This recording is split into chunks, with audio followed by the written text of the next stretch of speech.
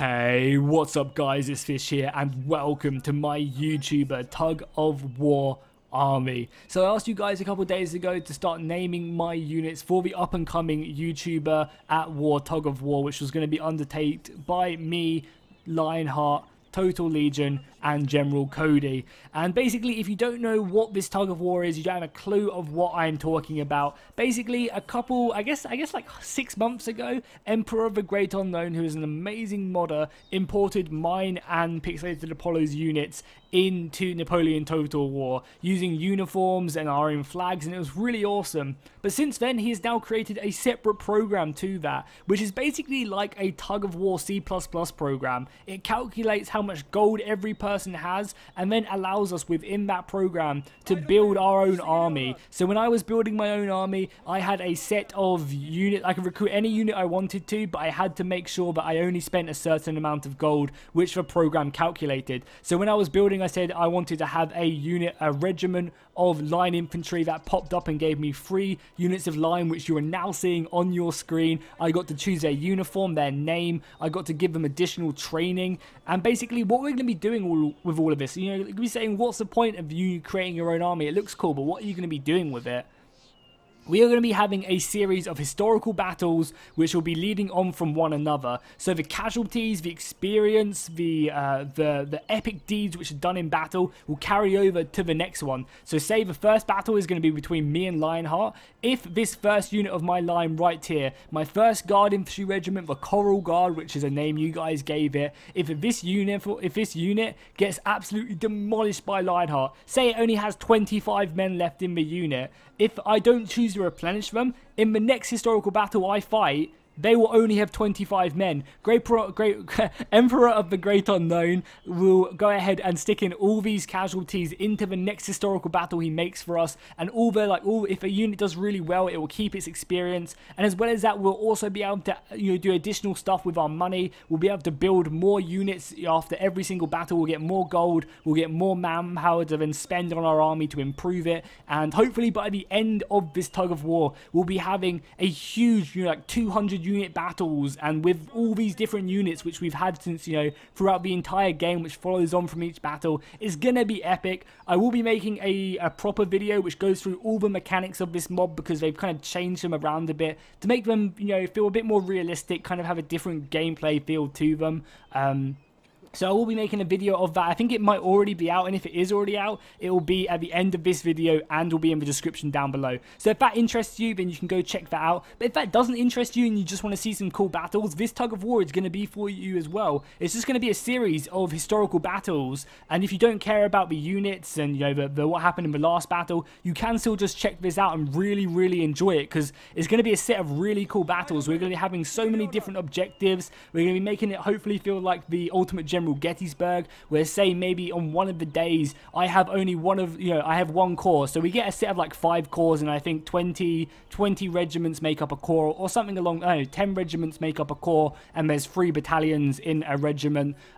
So maybe one part of my army is holding on one of the days for a historical battle, and then in the next historical battle, which will be say day 2 of that battle, the rest of my army will turn up, and the battle will kind of evolve, and the battlefield will expand, and it's just going to be really cool. I think the best way for me to describe it, if you don't want to check out my other video, is it's very much like the Ultimate General Civil War campaign. Pretty much very similar to that. So if you've seen Ultimate General Civil War and you've played the campaign, or you've seen the campaign, it's very similar to that, but within Total War and in historical battle. It's going to be awesome. But the point of this video, sorry, I don't want to be waffling on, but I want you guys to be as excited as I am for this, because it's going to be so much fun. But yeah, the point of this video was to run through my initial army. So these are the units I have bought with my initial manpower limit and my initial gold limit in the C++ program, and then Emperor of the Great Unknown has then imported my decisions over, and he'll do the same for Lionheart, Total Legion, and General Cody as well.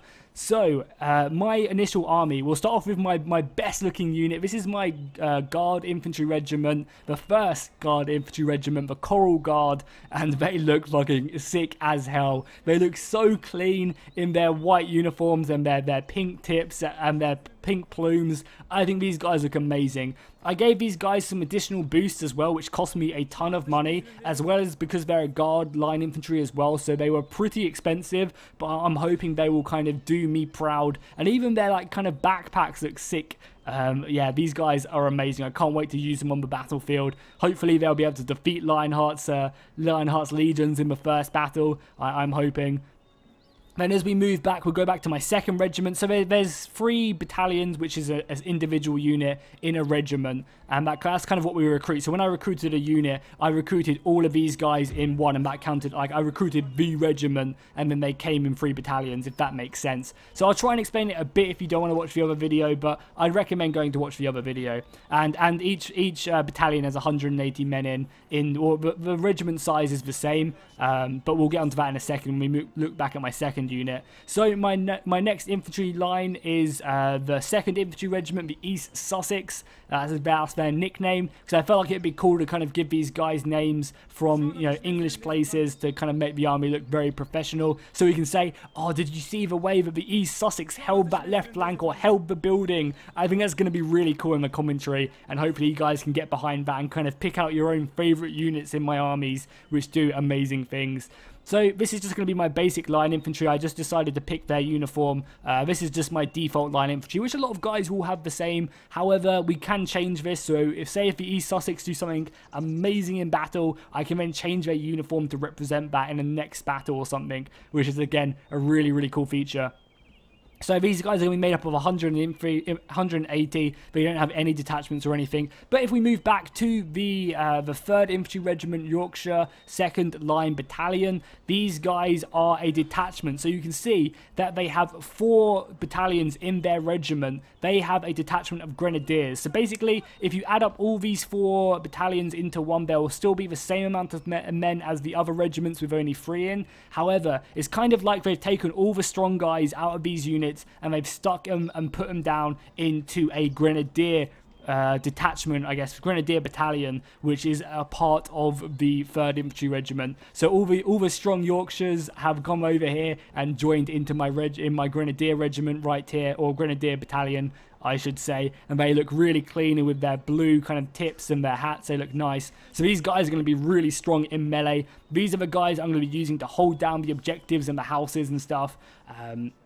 Because again, we are going to be using a lot of the like Napoleonic, all the maps are going to be custom made as well. I should definitely have said that at the beginning. So that's going to create some really nice scenarios for sure. And this is obviously the rest of the Yorkshire, just normal line infantry in my normal line uniform. Then as we move back, we have the 4th Infantry Regiment, South Essex. And you guys, if you've watched Sharp, know what that's all about. And this regiment has a light infantry, of course. It has to be a light infantry detachment right here, and this battalion is obviously the 4th Infantry South Essex 4th Light Battalion right here. So this is a nice little detachment. These guys can form loose formation, etc., and they're a real good bonus. Then if we make our way back, we can go ahead and see my Lancer Regiment. These guys are pretty bare bones because I was running out of money by the time I made them, but they look really nice. I love their hats, and you know, they're going to be extremely potent, and they're called the Swordfishes, so they're going to be strong in battle for sure. I feel like that was a really nice name for them, and I mean, just look at my army right there. It looks so good. So this is only about 2/3 of my army. I'm going to jump out now and cut it to where we can look at the rest of my army, because I couldn't afford it all in this one battle with the way the Napoleonic custom battles work.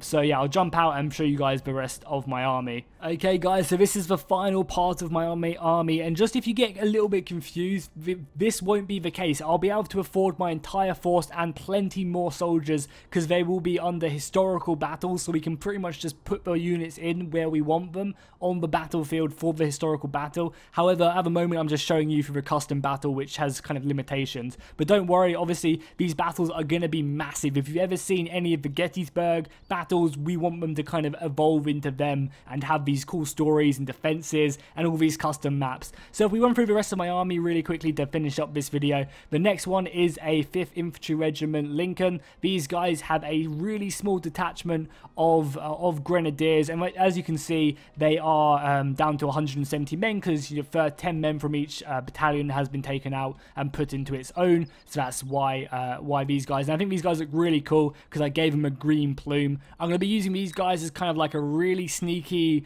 kind of get behind enemy lines, throw some grenades and get back onto the other side, or maybe taking some buildings which are a bit further out from the way, so I can kind of just send 30 men to go do that if there's, say, an objective halfway across the field, which I believe on this map, which is a custom map, which I'll show right at the end, there are some objectives out there. Then as we move back, we have the 6th Infantry Regiment Irish Volunteers, and I want to definitely add more battalions like this, or more regiments like this, where we have like the Canadian militia and places from, like, I think some people suggested Serbia, and just, other places around the world to make up my army. This isn't just a great British army, it's it's all of you guys. This is a Bannerman army, and you guys are from all over the world, so we'll have some Civil War units in here, and hopefully plenty more. Then as we move back, we have some of my favourite units, my cannon crew. I have 2 howitzers, 2 howitzer regiments, and 1 normal cannon regiment, and they look beautiful in their top hats, ready for battle, and their nice fine coats.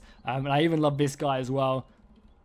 He looks great right there. Then as we move back to my final unit, these are my 1st Guard Cuirassier Regiment. The Life Guards is what they're called, and they are strong. I gave these guys some really good stats, some really good training boosts to their initial training stats, and yeah, these guys are going to be very strong in the battle for sure. They're heavy cuirassiers and they're guard cavalry, and again, I love the way their hats look right here. These 2 like commanding officers right here have a different color to everyone else, and I think that's great. So that is my army. I'll quickly show you guys what the what kind of like the maps will generally look like, or kind of be around this type of theme. So if we just put on the radar right there, that should pop it up, but I guess not. We'll just stick on all of them just for it to help out. So orders, always, cards we don't need on, picture in battle.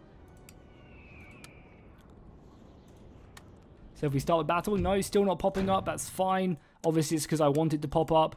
Yeah, is that going to show up now? The map is still not showing up, which is unfortunate. But basically, there are like strategic buildings. Like this is a strategic building. This is the one, and there's a few more around the sides as well. Like there's one over here. There's one over there, and I think there's one over by the other side of a defender. And if the battle draws out to a certain time limit where the battle's over, it's whoever's holding the most of these buildings then wins the game, which I think is really cool and be a really nice, unique way to kind of end some battles. But we plan on doing escort missions. We plan on doing, certain day missions where, half the army's fighting one day. We do defensive missions, some battles where we're both fighting, where it's a 2v2. And yeah, it's just going to be a lot of fun. So hopefully you guys are pumped as I am. Hopefully this video gave you some sort of excitement for the future as we march forward with my glorious, glorious looking Bannerman. And I'll see you guys next time, and fish out.